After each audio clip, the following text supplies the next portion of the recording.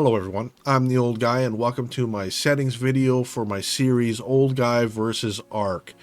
Now, Ark on default settings is an absolute slog. It is a grind fest and I do not like it, and for me it is unplayable. I refuse to play on default settings. It's way too much work. And luckily for us, the developers of Ark have given us the tools so we can customize the gameplay to your liking. And for me, I spent a lot of time on this, and I have found the perfect mix for me anyways of mods and settings. Now, the first thing I want to do is thank FlingerFoo. Now, I've taken FlingerFoo's solo in the Ark settings and copied them over, and then I've adjusted them a little bit more to my liking, but a lot of these settings are from his playthrough. So I want to thank FlingerFoo for giving me the settings that he uses, doing all the hard work, and also giving me inspiration for my own video. I think he's a great YouTuber. He's one of my favorite ones, and I really do enjoy his Solo in the Ark series. So thank you very much, FlingerFoo. I really appreciate your hard work. Now let's go over some of the settings here on the Generals tab. I'm going to go over the ones that I've changed, the important ones. Difficulty level, I have maxed out to level 1. This brings up my dinos by default to 120 on the island, and I believe it's 150 for the rest of the maps. And if we scroll down here, these are all default at 1, except for taming speed. I have raised it up to 3. Now this tames it pretty fast, although you still have to do the taming, and it does take a few minutes, maybe a half an hour or something like that. So you do have to protect your dinos still while they're taming. They don't instantly tame, and I think that 3 is a good mix. It doesn't abuse your time, and you can get the taming done relatively quickly, although it's still a little bit of a dangerous process if you're out in the wild. Now, I think everything else here is default. The next one I have changed is the harvesting amount. Harvest amount is at 3. This is a good mix. I can, take an axe, hit at the tree, and get 10 pieces of wood instead of just 1. This speeds up the gathering for me. I do like to build very large structures, and this is a must. By default, it's just way too much of a grind. So, harvesting amount at 3. Now, I've gone through all of this stuff here is all at default, and the other one I have changed here is the dino count. I put it at 1.5. I find that there is not enough dinosaurs on the island, and I do like to have a little bit more density, a little bit more population, so I've jacked it up to 1.5. Now the rest here is default. I believe I do allow the third-person cameras. I have turned off all of this stuff here. I do have enabled crosshairs. Now, there is a controversial one here, which is the maximum difficulty. I have this unchecked. Now, this will raise all the dinosaurs on all the maps to max level 150. If you have the difficulty set to 1.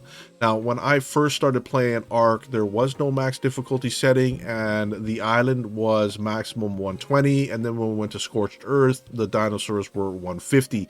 So this kind of evens them all out and brings the island up to the other maps, but I personally don't like that. I like the island being a little bit lower at 120, and then when I go to Scorched Earth, it gives me incentives to go find better and more higher level dinosaurs.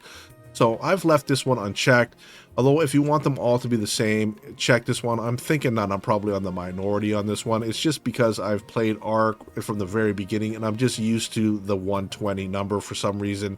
I like it, so I've left this unchecked. Enabled PvP Gamma.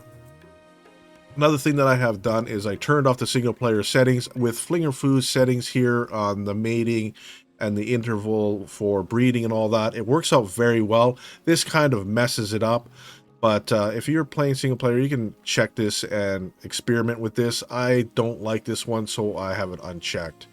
I use the corpse locator. I have disabled structure placement collision because I do like to build a lot of things, and I do like to clip into the ground and everything else to make it all look nice. So this is checked. Allow multi-platform floors. I do like to build on boats and all that, so I have this checked as well. and I have unlimited respecs. I do like to experiment sometimes with builds, and I'll drink a bunch of potions just playing around with my character, so I want unlimited respecs on this. The rest of this is all turned off. Let's go into the advanced tab now. Now, I believe all of this stuff here is default. I do allow cave building on PvE. I'm playing by myself, so building in the cave is, I'm going to do it.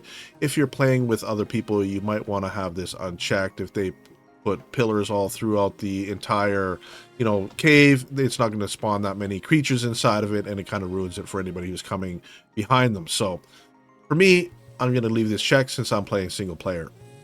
And I allow flyer pickup to carry other creatures, so I can pick up other creatures with my RGs, for instance, so I have that checked.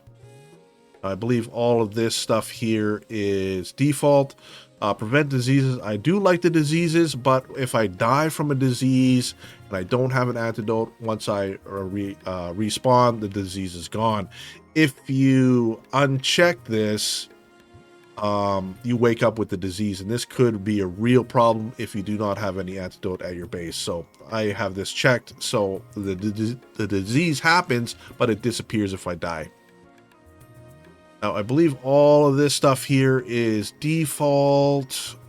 Now we're getting into some of where Flinger Fu has done a lot of the hard work, and I do thank him for that.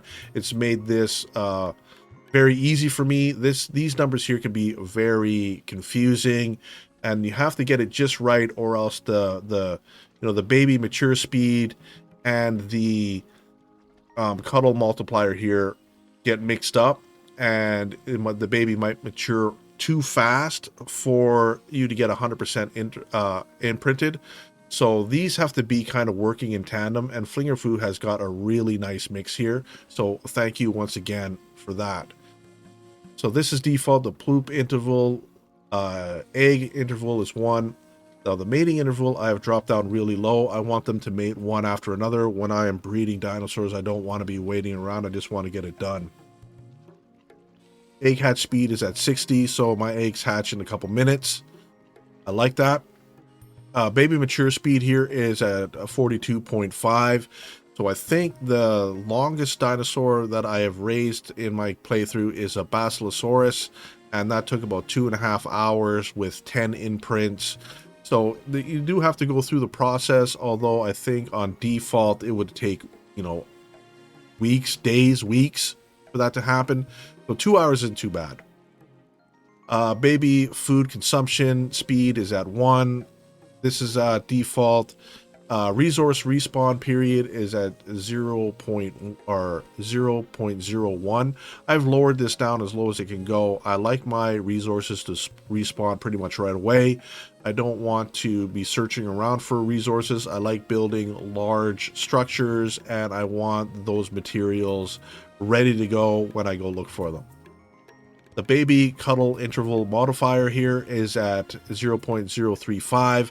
Now these two numbers have to be kind of working in tandem. Like I said, if your baby raises too quickly and you don't get enough imprints in there, you might have a baby that's 50% imprinted, 75% imprinted. I want 100% imprinted.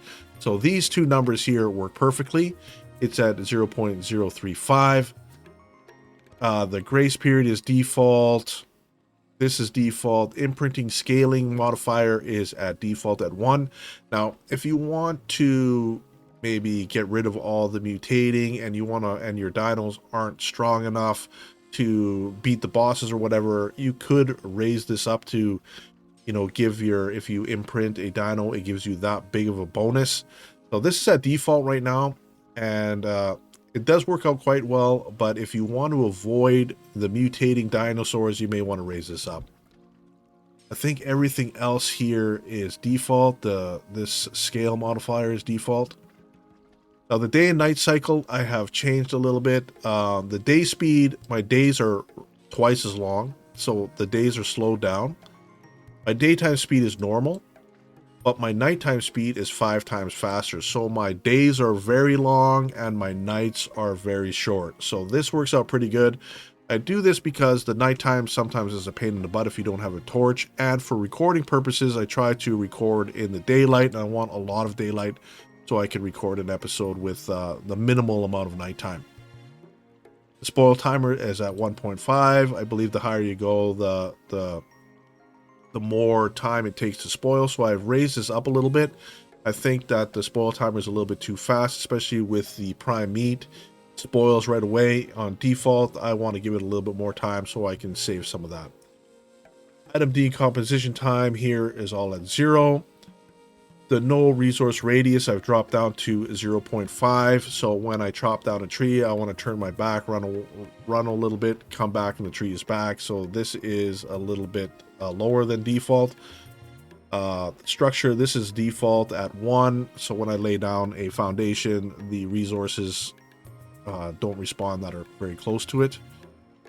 Crop growth is normal, crop decay is normal. All of this here is on default as well. I haven't touched any of this. I do allow custom recipes because I do want to play around with that. This is default. Custom recipe effectiveness I've raised to 2. I might lower this. I'm not exactly sure. I haven't done any recipes, but once I do make a recipe, I want it to be really good. So I've raised this up a little bit to give me a little bit boost and to give me incentive to make my own recipes. Skill factor is default at 1. Crafting bonus here at 1.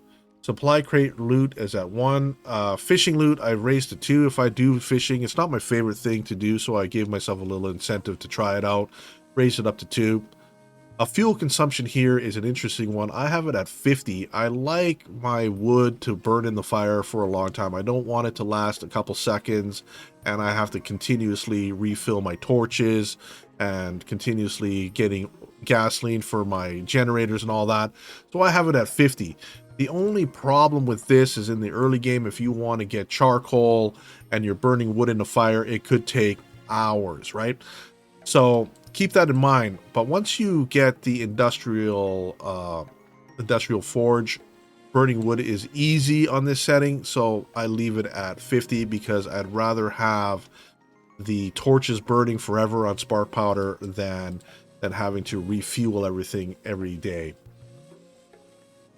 Increased platform structure limit, I have increased this to 15. I do like to build boats and all that, and I want to build a bigger boat than is allowed, so I've risen this up as well. Now, some of the mods here I want to talk about. This one right here, the custom dino levels, and it works well with this setting. Where is it here? Is my, where's the dino count? My dino count here is 1.5. So I have more dinos on the island, and this dino custom level here raises all the dinos up to high level. So if you're ever wondering why I have so many 120s and so many high level creatures on my map, it's because of this. I have more dinos on the island, and most of the dinos are in the high level.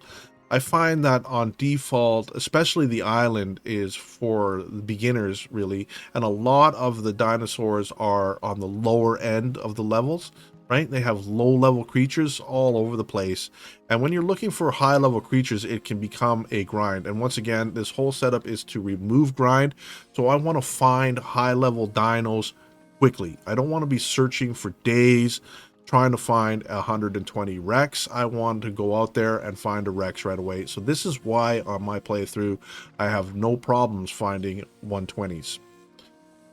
Max imprinting potion, again, this is for speed, and I use this one specifically for when I'm doing the dino armies for the boss fights. I have imprinted 19 Rexes. They take about an hour and a half to breed, and they have probably 5 to 10 imprints. I forget how many there are, and it could, an hour and some for each one. Even if I do a number of them in a row, it's a pain in the butt.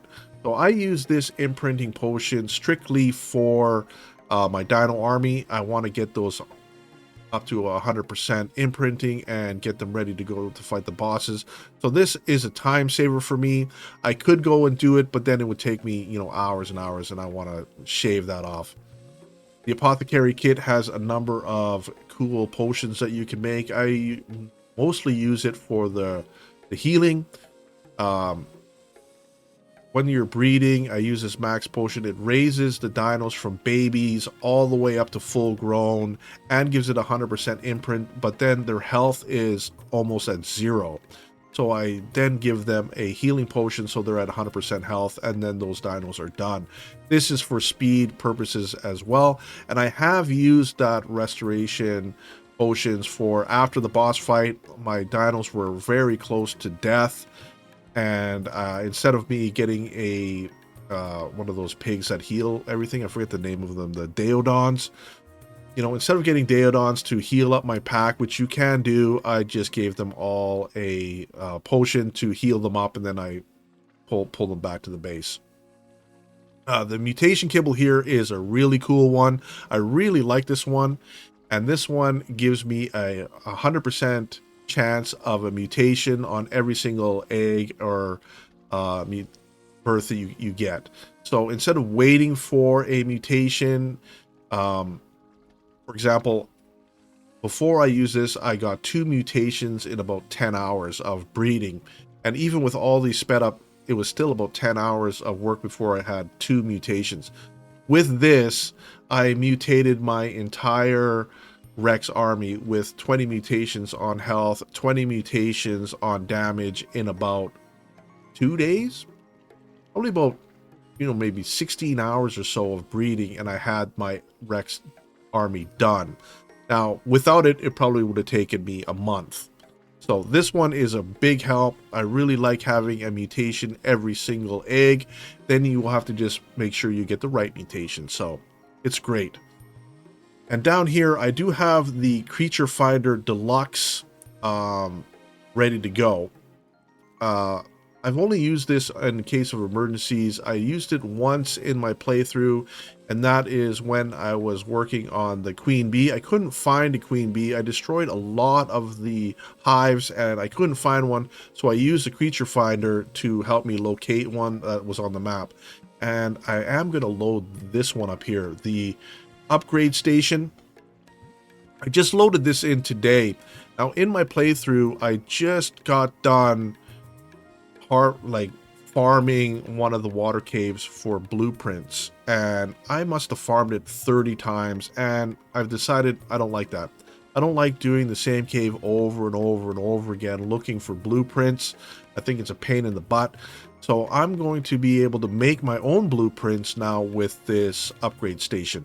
So from now on, I'm going to have this installed in my game. I want to have access to blueprints. I don't want to be searching around. I still have the loot drops going on, and I will still look inside of them. But if I want a nice Rex saddle, I can make a nice Rex saddle. Now, this could be a game breaking as well. You can make some really powerful things with this, but then the materials that you need to create these items are astronomical. Like if you have a Ascendant Rex saddle with 1,000 armor, you can make probably with this thing, but you'll be grinding for materials forever. And the purpose of all of this is to reduce grinding and reduce repetitive gameplay. Rex saddle that has 10,000 hide is not something that I want to do. So I'm going to keep myself in check and not get too carried away with this, but I do like to have that. Anyways, that is pretty much about it. I hope this helps, and give me some feedback in the comments below and let me know what you think, or if there is some other mods that I might like. I might be adding some decorative mods in here in the future. I have played around with the eco set and everything else, and it is very cool. I was just scared of lag, and I don't think it's going to be that big of a deal. So I might add some decorative stuff here later on as I get close to the end of my Let's Play, and I want to decorate everything up. Anyways, thanks for stopping by, and we'll see you soon.